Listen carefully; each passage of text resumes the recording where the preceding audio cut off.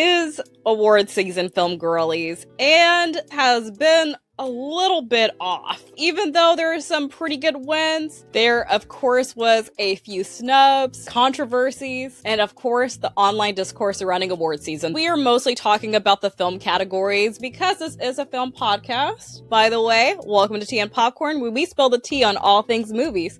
I'm your host, Megan, and welcome to this virtual tea party and movie club for the film girlies. I haven't done a tea highlight in a while, but I am drinking black tea, no sugar, and no ice. And of course, it's in my wake up mug. Shout out to Spike Lee. 2026 was the first year that they had a best podcast category. And even though this is a film podcast, I do want to talk about that because this is a significant change. And it does make you kind of question what the Golden Globes is turning into. Because yes, podcast is becoming a big medium. People are consuming it more. Heck, people are consuming YouTube more than television. So it does make logical sense from, I guess, a business standpoint to add podcast. But what gave me a little bit of pause is, how do you pick the nominations? Because podcasting is such a broad medium. There's podcasts literally about anything. You could say the same thing for film and television, but when it comes to the Golden Globes for film and television, we have a better understanding. They choose comedy and they choose drama as the genre that they give awards to. And even though this is the first year for podcasts, I am starting to see a lack of diversity, not only with the hosts, but a lack of diversity as far as topics, because a lot of the podcasts are interview style, primarily focusing on celebrity interviews and guest appearances, with celebrities as the host, with its inaugural winner being Amy Poehler for the Good Hang podcast. And if they want to do celebrity podcasts from this year going forward, I think that is fine and dandy, but it also dilutes what is considered a good Golden Globe winning podcast if they take that approach. I mentioned this on my TikTok, but I was just like, hey, I should be nominated for a Golden Globe one day. And not gonna lie, tea and popcorn could also fit into one of those categories too, because I do talk about entertainment. And who knows, maybe in the future I will have actors and celebrities on the show. But we'll see what this category looks like in the future. And speaking of podcasts, Tea and Popcorn is available on all podcast platforms. So if you want to listen to this on the go, you have that option. But let's dive into some of the controversies of this year's Golden Globes, as well as some discourse. Teyana Taylor's win for Best Supporting Actress. It was a pleasant surprise to see her win, especially because it was such a tough category. We had last year's nominee Ariana Grande for her role as Glinda in Wicked. We also had Amy Madigan in Weapons, which was such a crazy role, and she got a Critics' Choice Award win for Weapons. But Teyana Taylor went home with the Golden Globe. By her reaction, she was shocked, and everyone was excited. I was excited too. There's this meme going around that she came a long way from Super Sweet 16, as she was one of the kids on that show. Her Sweet 16 was kind of lit, not gonna lie. I actually watched it when it was airing. Her performance in One Battle After Another is one of the best of the year. Hands down. She did a phenomenal job. I want us to keep in mind when I'm going into this controversy, as well as some of the other discussions as it pertains to award season, is that two things can be true at once, and there's a lot of nuance to this. Her role for One Battle After Another is receiving some criticism because it seemed like it was a mix of a toxic, strong black woman trope, also the Jezebel trope, which is an oversexualized black woman, and I will get into that a little bit later because I have to go into spoilers to mention that. It seemed to reinforce those stereotypes, and I think this role gives people a little bit of pause because it seems very outdated for a film that is supposed to be labeled as progressive to a certain extent, a film that does talk about racism and systems of oppression. I saw this post on Threads, Teyana saying that our stories need to be told while winning an award for that role in that story. And then one of the replies is, now that I'm grown, I know why everyone I knew hated Halle Berry in Monsters Ball. This is actually the perfect example about the one battle after another discourse. And for this small section, I'm going to get into spoilers just for added context. I think this also adds why there's a lot of nuance and there's a lot of complicated feelings about this film. Also why I have complicated feelings about this film. So if you don't want any spoilers, skip to the next section. I have timestamps. The prologue of One Battle After Another. Teyana Taylor's character, Perfidia Beverly Hills, basically kicks off the story of One Battle After Another. And Perfidia is a revolutionary. On one of their missions, she seduces Colonel Lockjaw, played by Sean Penn, who is the villain of the story ultimately. In Colonel Lockjaw, he fetishizes black women. So Perfidia uses this knowledge to her advantage, basically using her sexuality to get what she wants from the mission and to complete the mission. Because she is ultimately sticking him up. No pun intended if you've seen the movie. While at the same time, Perfidia is with Leonardo DiCaprio's character, and they seem very in love. They have a very passionate relationship. So Perfidia is using Colonel Lockjaw while he is using her. At least that was my interpretation, and I believe that is what the film is implying. Perfidia ends up getting pregnant, and Leonardo DiCaprio's character is kind of weary if she wants to be a mom or even cares about being a mom. In his words in the film, it's like she doesn't realize she's pregnant. Perfidia has the baby and experiences some postpartum depression. And when one of the other missions goes wrong, Perfidia gets caught and she is forced to be a rat to the police because of Colonel Lockjaw. Because Colonel Lockjaw uses her being a black woman to convince her to take this plea deal, because you know how these systems run. Ah, my gosh, this dude is the worst, but he still wants to be with her, whatever. Anyway, and takes a plea deal to go into witness protection. But she ends up leaving the country and leaving Colonel Lockjaw. She leaves a note on the door that says this don't pop for you, which is such a good line. I'm sorry, that ate. But that's where this controversy comes in, because she is very flawed and honestly, her character is controversial too. But there's also some systems of oppression at hand, and she is a victim to a certain extent. She's a victim of coercion and experiences postpartum depression. And the film touches on that, but it doesn't really go into how maybe her postpartum depression caused her to make the decisions that she made and why she just wanted to escape it all. That's my brief summary about why a lot of people have problems with this character. And as I rewatched the film, I'm starting to see her layers and nuances a little bit more, but I think they could have been executed a lot better. And like I mentioned in my previous video, is that this film isn't groundbreaking in terms of its themes and as its portrayals with the themes as well. And if this does have the Jezebel trope, that this is one of the most well-written pieces that has the Jezebel trope.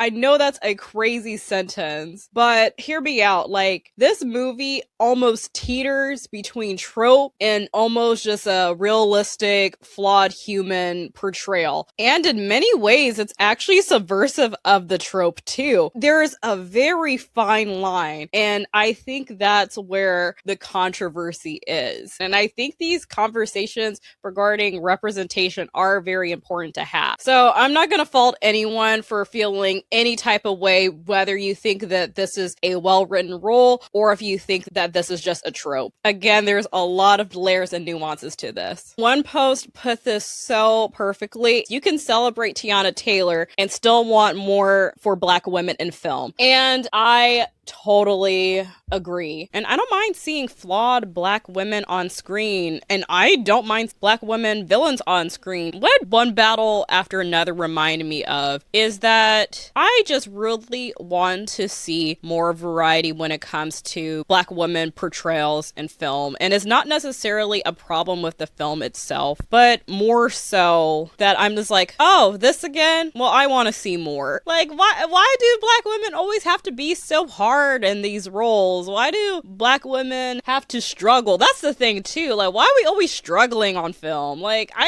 want to see more soft black girly representation. Like, come on now. And I'm wanting to see black women win awards for a variety of roles in a variety of genres. Like Divine Joy Randolph and The Holdover, she swept award season in 2024. She just felt real and lived in, and it doesn't mean that her character was all hunky-dory, because she did experience grief, but it's done in such a way that just feels like a real woman. And she was treated with respect in the film too. And when she wasn't treated with respect, people protected her and defended her and nurtured her. Like, it was amazing. It was so beautiful to see. Wanmi Masaku for Sinners. Her character of Annie was so fantastic. She felt very human, and it really proved that you could be soft but also strong at the same time. And I'm starting to get a little bit tired of black women in film always being portrayed as tough but not really soft and nurtured. And one of my mutuals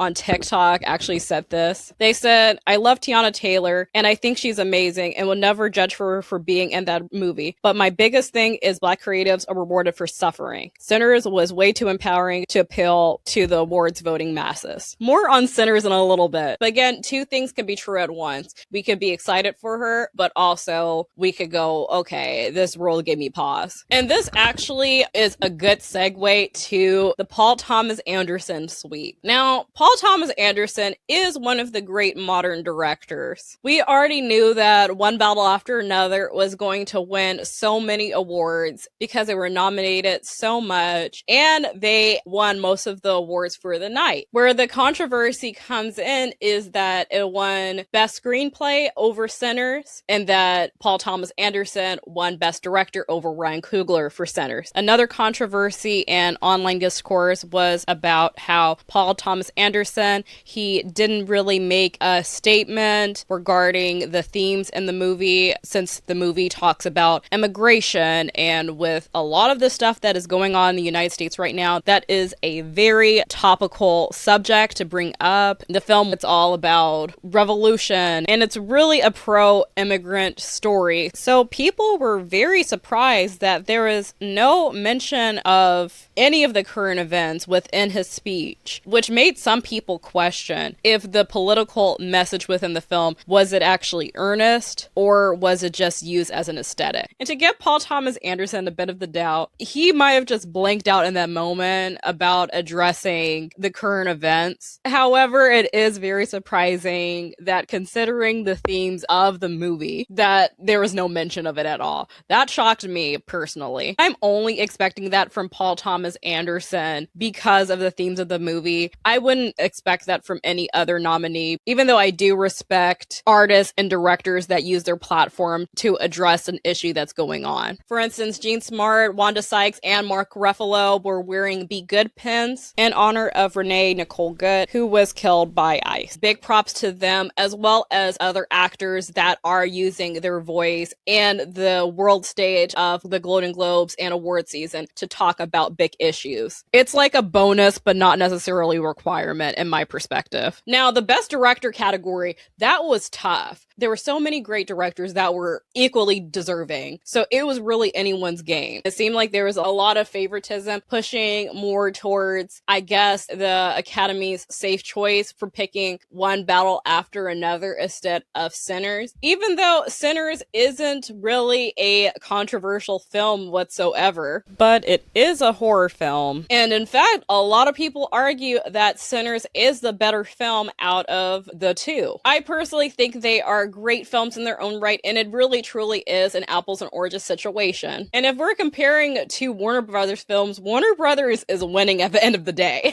But what is very egregious is how often Sinners is getting snubbed. And that brings me to the Sinners snub discourse. And the Sinners snubs are actually bringing up really great conversations that we have been seeing for years on end regarding award season. The first being it being a genre film, and the second thing thing being that it is a Black-centered film. It is rare for a film surrounding people of color in general to get a lot of award season buzz, especially ones that don't surround trauma, and also ones that don't surround a white savior, and Sinners is that. But on top of that, there's a layer of it being a horror film, and horror films rarely get nominated across the board, whether it be Black-centered or not. So, objectively speaking, it is really the underdog film. However, it has gotten a lot of critical and commercial buzz. And it did win the Golden Globe for cinematic and box office achievement. But that does put a bad taste in my mouth, and I wish I could really celebrate its win more. And I brought this up in my Golden Globes nomination video, but my biggest concern is that category is going to be a place where genre films go to die, because one of the other nominations was Weapons. There was a lot of action films there. And yes, even though all the films made an impact in their own right, it kind of minimizes the art that went into these films. For its inaugural award back in 2024, Barbie was the winner. And it won that award, even though it was nominated for Best Musical or Comedy.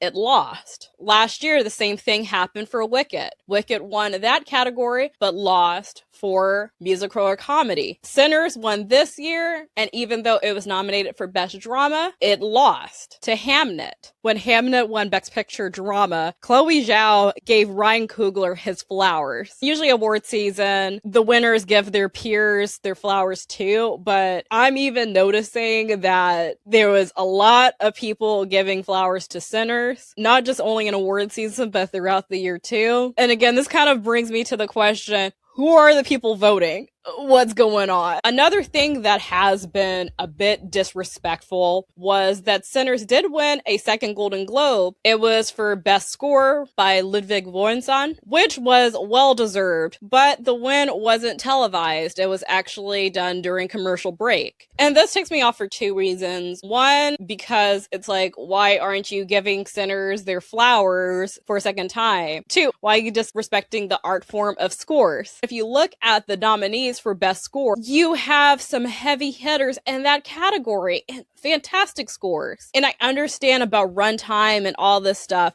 but it's like you gave the runtime to the Best Podcast category and not for scores. You know, like make it make sense. It really undermines what viewers want. And maybe I'm just saying that because I'm a cinephile and I just love scores of movies, but I kind of feel like the Golden Globes, you're starting to have like an identity crisis a little bit, because they're both known as the prestigious award ceremony to kick off award season, but they're also known as the, oh, let loose, let's have fun, but also they talk about the appreciation of film and all that stuff. And I'm just kind of like, do you really appreciate film? Because a lot of what makes a film great is a score. I want to say about what some online spaces were saying regarding Ludwig Göransson's win. They were saying, oh, of course, you're going to give the Sinners win to the white guy. Here's the thing about Ludwig. He is so great. He is the best composer of our generation. Hands down, he is already a legend. I'm just saying. He's done the score for both Black Panther movies. And he does his research on the musical styles and everything. He is so detail-oriented. Just watch one of his interviews as he breaks down the scores for movies. We are African Americans, and Mark, we're rocking with Mark because Mark is rocking with us. I hope y'all know that reference. This is a little bit of a sidebar as it pertains to award season. How Variety is reporting on Sinners is absolutely egregious. Both Rolling Stone and Variety omitted it out of their top movies of 2025 list, and both publications are owned by the same dude, so I don't know what's going on there, but I'm just saying. And that really breaks my heart to hear about Variety, because I've been to a lot of Variety events in the past. I've gotten so many great opportunities by attending those events. But oh my gosh, the media coverage of Sinners as far as Variety, it's just completely unacceptable. And it's just really showing blatant disrespect for the horror genre. And it's coming off as very racist, especially compared to its coverage to Marty Supreme, which brings me along along to the biggest controversy of award season thus far is Timothee Chalamet's sweep so far as the Critics' Choice and the Golden Globes, making him one of the frontrunners for award season. I mentioned this in my previous video. Marty Supreme was one of my favorite movies, and I did really like Timothee Chalamet's performance as Marty Mauser. However, as far as the Critics' Choice Awards, it was very shocking to see that he won out of all of them, especially with a lot of people having either seen Marty Supreme or Sinners. A lot of people were like, wait a minute, why did Timothee win over Michael B. Jordan? And this also relates to two things being true at once. Timothee Chalamet could give a really great performance, even though as unhinged as it is, has a really great marketing campaign for award season. It's different than anything else we've seen. And he's not new to this. He is true to this. He's been nominated so many times and he has not won once. And he's trying to win. And he's trying to be the greatest. I think that is coming to Timothy's favor when it comes to award season, and in fact is very smart. On the flip side, Michael B. Jordan gave an amazing performance in Sinners as Smoke and Stack, twin brothers with very distinct personalities. Even their mannerisms are not the same. Even how they carry themselves are not the same. You would think this role is portrayed by twins if you hadn't known about Michael B. Jordan's work before. That's how good this performance is. And that's echoed in the online discourse as well. This kind of goes into the marketing and the campaigning for award season. Sinners is marketed as a film, which is a decent strategy for Best Picture, for Best Screenplay, and Ryan Coogler is kind of the center of the campaign, but we're not really seeing that much from Michael B. Jordan. He doesn't really have a clear campaign or story that everyone recognizes from what I'm seeing. Even though I am a fan of his work, the campaign storyline that I am seeing in hindsight is more so the story of how he's a longtime collaborator with Ryan Coogler and about their friendship and them working together and the dynamic. That's what I mostly see from Michael B. Jordan's campaigning, but not really like a storyline specifically to him, other than that he is just a very talented actor and that he is very attractive. It really does highlight how these award shows aren't really based on merit, but they're ultimately based on marketing. And of course, there's discussions about the optics of racism, that Black people have to work twice as hard to get half of the credit. And Michael B. Jordan is literally working twice as hard. He is doing the work of two actors. While Timothee Chalamet, even though this is one of his better roles, is not as far of a stretch compared to some of his acting performances in the years past. And at the end of the day, this is nothing new. Like, we've seen these instances happen time and time again. I just think that people are either being more cognizant of it or starting to realize, like, wait, this is a pattern. Let's actually do something about it instead of just talking about it. Speaking of that, we're still experiencing the same issues, like the ignoring of non-English films and the disrespect of non-English films. When The Secret Agent accepted their award, they were the only group of winners who got played off by music. And yes, the Golden Globes is an American show, but at the same time, if this is an organization that talks about respecting film and all that stuff, at least give the non-English films a little bit more respect and patience and go ahead and watch them. Like, for me, I'm going to try to watch more foreign language films too. The Secret Agent also won Critics' Choice Award, but they got the award on the red carpet and it was just so informal and a lot of people had problems with that. Some other disrespect as it relates to the Golden Globes, Judd Apatow, he made a joke before presenting Best Director. He said, let me try to pronounce this, and said Paul Thomas Anderson, where the other nominees were Guillermo del Toro, Jafar Panahi, Chloe Zhao. My mutual and friend of the show, Dan from Real Takes, actually breaks down the controversy and the problematic nature of this, so I'm gonna roll his video. You have a Chinese filmmaker in Chloe Chloe Zhao. You have a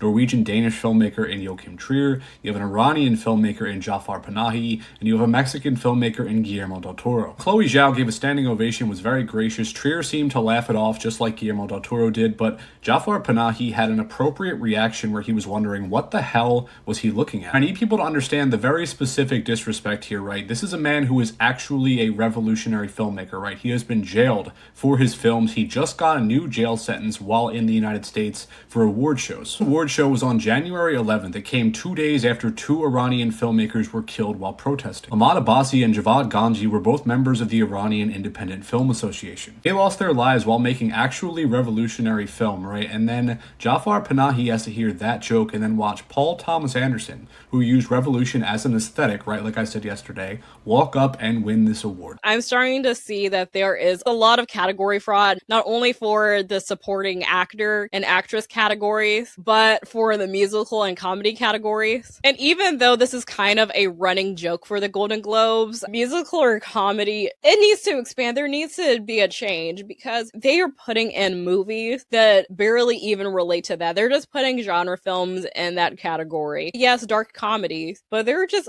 also putting the leftover drama films. Even though Stellan Skarsgård had a great performance and sentimental value, I personally think that he was one of the leads in the film. Not gonna lie, he had a lot of screen time, way more screen time to really be a supporting actor. But I don't know, that's just my thoughts. I see this stuff happen all the time in a lot of years where there's a supporting role, quote unquote, but it's actually really like a lead role. Like for instance, Zoe Saldana and Kieran Culkin for their wins last year. They were the leads in their films. And I understand that's a good strategy, but it really is category fraud, y'all. It is. And to clarify, this isn't the actor's fault. It's really the studios. So the studios will actually put the actor in the specific category, which then makes it category fraud. But I feel like for Skarsgård, it like teeters. It really does teeter. Like it could be read as a supporting role, but it also could be read as a starring role because it is surrounding the daughter's relationships with her father. So I really want to know your thoughts. But it just, everything just kind of brings up questions about like who's voting. And I thought years ago the Golden Globes tried to make a push for more diversity, but it kind of seems like things are going backwards. And I'm not just talking about racial diversity, but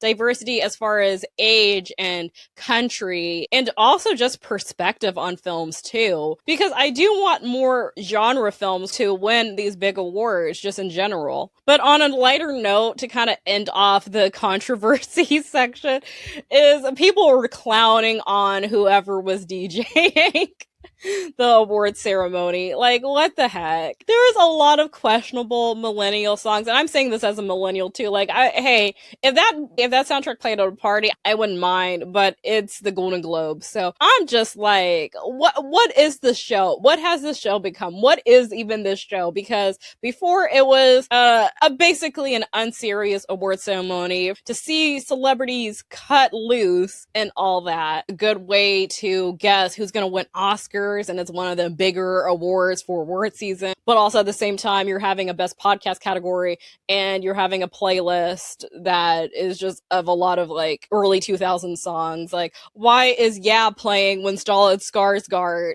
accept his award? Like, be so serious. Either someone was just being really creative or they lost the original playlist that they were trying to use for the award show. Let's talk about some positives. 2025 has been such a great year for film in general. And based off of the films that I've seen so far, a lot of them are genuinely fantastic. So we're not really getting any Amelia Perez situations like we did last year.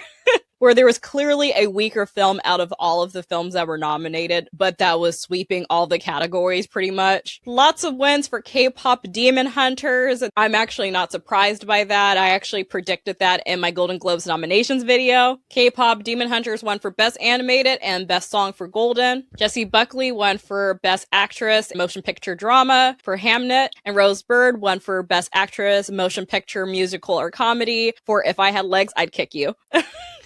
I giggle every time I hear the name of that movie. The Secret Agent won for Best Non-English Film, and Ragnar Mora won for Best Actor in a Motion Picture Drama. Shout out to Brazil! And shout out to my Brazilian subscribers. Actually, there's a lot of y'all that follow me, so I appreciate your support.